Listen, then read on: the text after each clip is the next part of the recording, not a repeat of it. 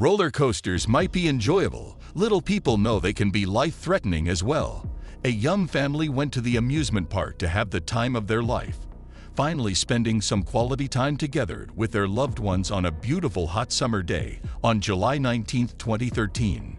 However, destiny had other plans for them. Rosa's family was one of the many families that visited the park that day, seeking the thrill of a roller coaster. But the 52-year-old Rosa had no idea what she signed up for. She was the one to go for the roller coaster first and had to face the dreadful destiny. My mom, let us out, we need to go get her." These were the crucial words of Araceli Segovia, the daughter of Rosa Esparza, when she fell down from the giant New Texas roller coaster. What happened on that day? What happened to her exactly, and what caused her death?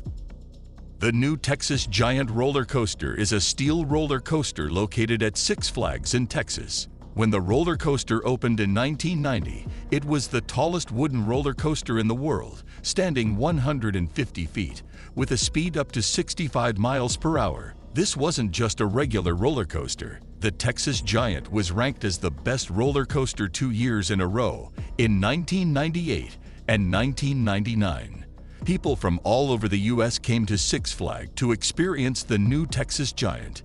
The park was nearly closing when Rosa and her daughter decided to go on the new Texas Giant. While waiting in line, all they heard were people laughing and enjoying themselves. I mean, they finally were riding the tallest wooden roller coaster in the world. What could possibly go wrong? Rosa's daughter with her husband boarded the roller coaster first. After they were seated, Rosa stepped into her car number 3. Rosa Esparza was seated in the front left seat of the train's second car, right behind her daughter and son-in-law. The car had no seat belt or shoulder harness, only a single lap or T-bar to restrain all the passengers. All the safety procedures were checked. They all were buckled up and ready to go. Then, things turned for the worst.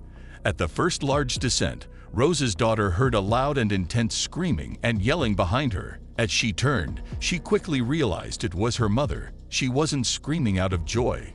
No, she was screaming and panicking because she wasn't secured anymore. The safety buckle and T-bar opened. How was that possible? Without even realizing, she wasn't seated anymore, crying and screaming for help.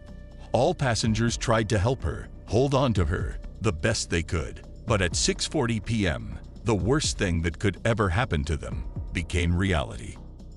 As the train was racing towards its maximum speed, continuing its path, Rosa was catapulted many feet below onto the metal roof of a tunnel, falling 75 feet down, all before the eyes of all passengers, including her own daughter and son-in-law. When the roller coaster finally came to halt, Rosa's daughter and son-in-law were still buckled up, screaming, my mom, let us out, we need to go get her." Although everyone was still hoping she would survive this tremendous accident, it was pretty clear that this crash was fatal for Rosa. Her daughter and husband turned to find out that Rosa was completely upside down in the car with her head on the floor. As the ride began its third ascent, her daughter saw her mother being tossed out of the car. Not knowing her mother's fate, they all were forced to endure the rest of the ride. These few minutes seemed like forever. In July, the medical examiner for Tarrant County came to the conclusion that Rosa Esparza, 52 years old at the time, had died as a result of the fall of 75 feet. The corpse of Esparza was found on top of a metal structure and had come to rest against a wooden beam, as stated in the police report. According to the report, Esparza's body had been almost totally split in two. What happened that day? How was it possible that she wasn't secured?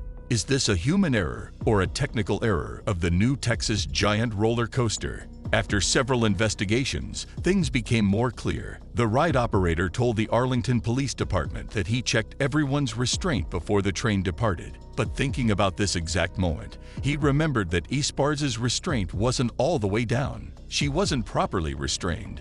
Employers of the park told the investigators that Rosa wasn't really trusting the restraints.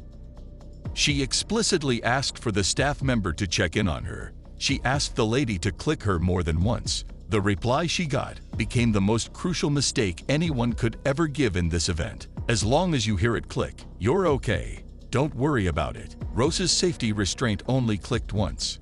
Hers was the only one that went down just once.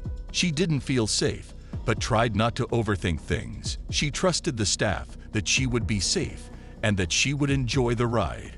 A witness riding in the fourth row of the train, directly behind Rosa Esparza, stated the claim that her restraint was not properly latched. This fatal accident was all caused by one person, a fatal human mistake. The theme park has denied a mechanical fault was to blame for the accident. Six Flags stated they followed maintenance and inspection procedures recommended by Gerstlauer Amusement Rides. The same operator said that there had been problems with the control panel of the red train in the past, and that he or she had noticed the warning light on Car 3 about a week before the tragedy. In addition, the operator said that after the train had completed its journey, he or she noted that the restraint had been raised to a greater level than it had been before the train had been sent out. A youngster who had been a passenger in Vehicle 3 in the week leading up to Esparza's death sent a video to the Arlington Police Department, which they got a number of weeks after the collision. The camera was hidden in a storage bag in front of the passenger seat, and it indicated that there were two passengers in the vehicle.